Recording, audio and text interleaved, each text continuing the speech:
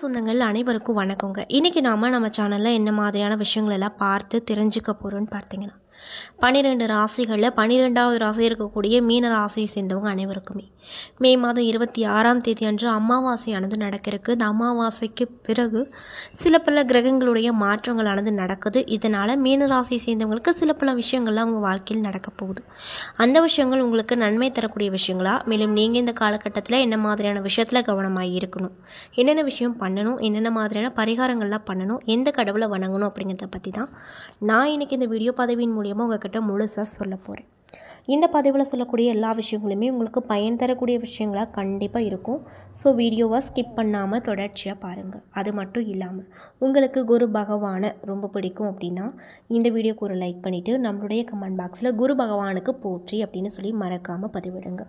இந்த சமயத்தில் நீங்கள் குரு பகவானை நினைத்து இப்படி ஒரு விஷயம் பண்ணும்போது கண்டிப்பாக நீங்கள் என்ன விஷயம்லாம் நடக்கணும்னு நினைக்கிறீங்களோ அந்த விஷயங்கள் அனைத்துமே அவர் நிச்சயமாக நடத்தி கொடுப்பாரு. ஸோ நம்பிக்கையோடு இந்த ஒரு விஷயத்தை பண்ணி பாருங்கள்.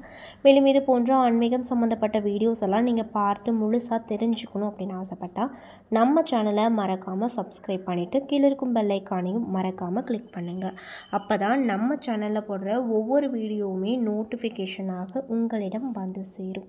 ஸோ இப்போ வாங்க நம்ம மீனராசிக்காரங்களுக்கு என்னென்ன விதமான மாற்றங்கள்லாம் கிடைக்க போகுது அப்படிங்கிறத பற்றி தெளிவாக பார்த்து தெரிஞ்சுக்கலாம். மீனராசிக்காரங்களை பொறுத்த வரைக்கும் எந்த ஒரு செயலாக இருந்தாலுமே கடினம் அப்படின்னு சொல்லவே மாட்டாங்களாம். அதில் புதுமையான அறிவறிந்த விஷயங்கள் என்றால் இவர்களுக்கு அல்வா சாப்பிடுவது போல இருக்கும். இவங்களிடம் அன்புக்கு பஞ்சமே இருக்காது. எதிலுமே வெற்றியை நிலைநாட்டக்கூடியவங்களாக இருப்பாங்க. இதற்கு காரணம் இவங்க கிட்ட இருக்கக்கூடிய பொறுமை தான். மனப்பக்குவம் நிறைந்தவங்களாக இருப்பாங்க. கலை மேலே அதிகம் ஆர்வம் மிக்கவர்களாக இருப்பாங்க. இலக்கியம் இசையில் நாட்டம் அதிகம் கொண்டிருக்கக்கூடியவங்களாகவும் இந்த மீனராசியில் சேர்ந்தவங்க கண்டிப்பாக இருப்பாங்களாம். சொந்த காலில் நிற்பதில் குடும்ப பொறுப்புகளை தலையில் வைத்து சுமக்கக்கூடியவங்களாக இருப்பாங்க. மீன ராசியில் பிறந்தவங்களுக்கு கிரக பாதிப்பு பெரிதாக ஏற்படுவதில்லை. ஏன் அப்படின்னா அவங்களுக்கு அதிர்ஷ்டம் வந்து கொண்டே இருக்கும். கற்பனை உலகில் மிதந்து கொண்டே இருப்பாங்க. சுக வாழ்க்கையே வேண்டும் என்று நினைப்பாங்க. விலை உயர்ந்த பொருட்களையே வாங்க வேண்டும் அப்படின்னு நினைப்பாங்க.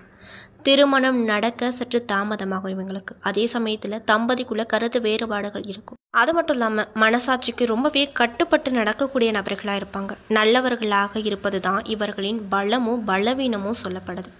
வல்லவர்களாக இருக்க மாட்டாங்க. அதனால தான் நிறைய கஷ்டங்களையும் இழப்புகளையும் சந்திப்பாங்க. ஆனால் பயந்த சுபாவம் கொண்டவங்களாக இருப்பாங்க. அதே போல் ரகசியத்தை கட்டி காக்கும் திறன் இவங்கக்கிட்ட அதிகமாக இருக்கும். எதையுமே தனக்குள்ளே மறைத்து கொள்ள மாட்டாங்க. சமயத்திற்கு ஏற்றபடி குணத்தை மாற்றிக்கொள்வதோடு மட்டும் இல்லாமல் கெட்ட விஷயங்கள் கெட்ட சகவாசங்கள் எதுவுமே இவங்க கிட்ட இருக்காது. இவங்களுக்கு பிடிக்கவும் பிடிக்காது. எந்த அளவுக்கு ஒரு வீடினும் பழகிறார்களோ அதே வேகத்தில் விலகி விடுவாங்க.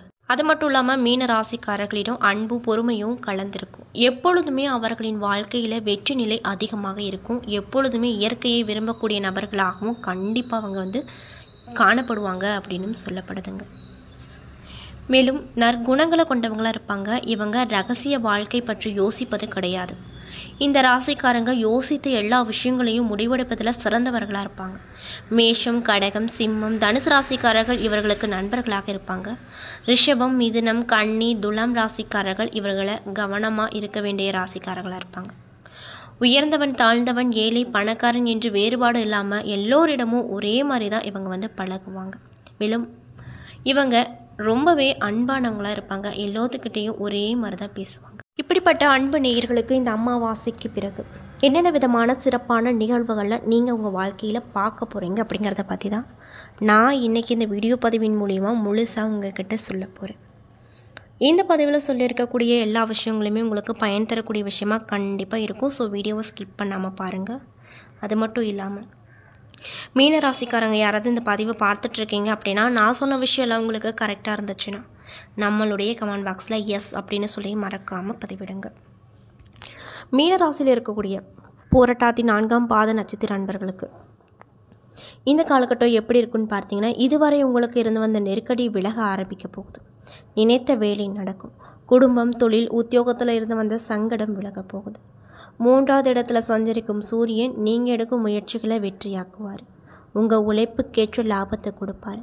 விரயஸ்தானத்தில் ராகுவும் சனியும் சஞ்சரித்தாலும் கூட குரு பகவானின் பார்வையால் சுப விரயங்கள் உண்டாகும். உடல் நிலையில் இருந்து வந்த பாதிப்பு விலகும். புதிய இடம், வீடு வாங்கக்கூடிய முயற்சியில் இருந்தீங்கன்னா அதில் வெற்றி கிடைக்கும். மேலும் ஜூன் மாதம் 8 முதல் செவ்வாய் 6வது இடத்துல சஞ்சரிப்பதால் உங்கள் திறமை அதிகரிக்கும். எதிர்ப்பு விலகும்.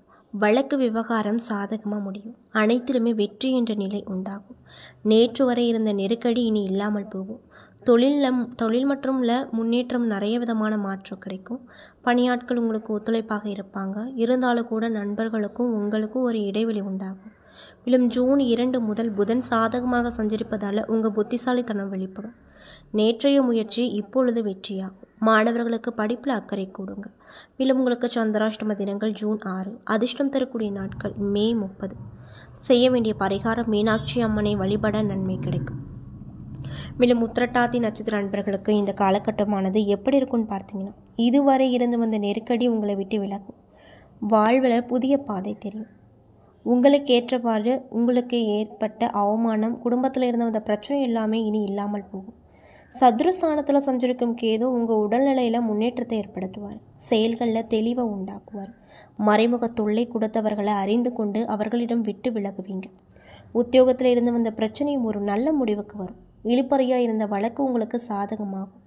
செல்வாக்கு உயரும். மேலும் ஜூன் மாதம் 8 முதல் செவ்வாயும் 6வது இடத்துல சஞ்சரிப்பதால் கூடுதல் பலம் அப்படிங்கிறது உங்களுக்கு கண்டிப்பாக கிடைக்கும்.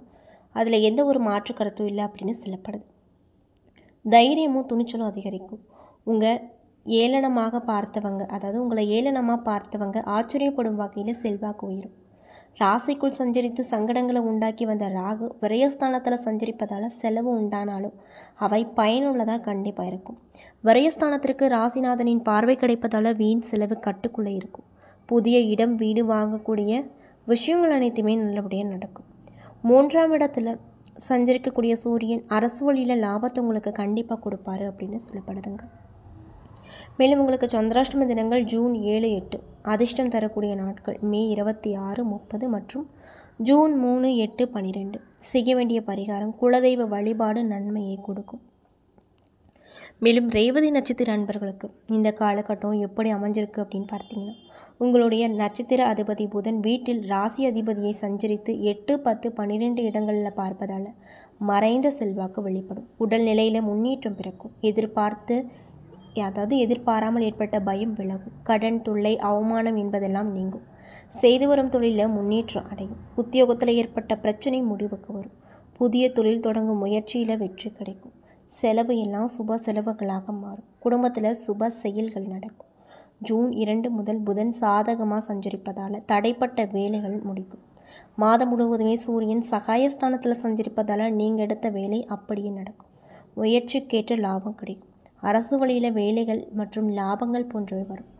6வது இடத்துல கேது உங்கள் திறமையை அதிகரிக்க செய்வார். செல்வாக்கு உயர்த்துவாருங்க. மேலும் உங்களுக்கு சந்திராஷ்டம தினங்கள் ஜூன் 8, 9. அதிர்ஷ்டம் தரக்கூடிய நாட்கள் மே 23 மற்றும் 30. ஜூன் 3, 5, 12. செய்ய வேண்டிய பரிகாரம் சங்கர நாராயணரை வழிபட சங்கடம் விலகும்.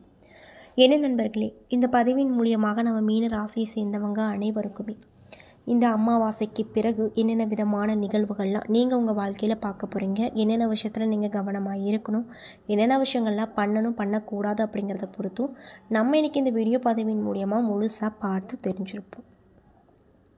இந்த பதிவில் சொல்லியிருக்கக்கூடிய எல்லா விஷயங்களுமே உங்களுக்கு பயன் தரக்கூடிய விஷயமாக நிச்சயமாக அமைஞ்சிருக்குங்க.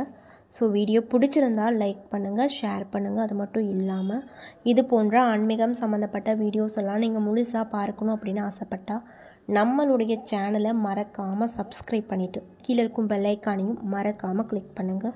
அப்போ தான் நம்ம சேனலில் போடுற ஒவ்வொரு வீடியோவுமே நோட்டிஃபிகேஷனாக உங்கள்கிட்ட வந்து சேரும். அது மட்டும் இல்லாமல் உங்களுக்கு குரு பகவானை பிடிக்கும்னா அந்த வீடியோக்கு ஒரு லைக் பண்ணிவிட்டு நம்மளுடைய கமெண்ட் பாக்ஸில் குரு பகவானுக்கு போற்றி அப்படின்னு சொல்லி மறக்காமல் பதிவிடுங்க.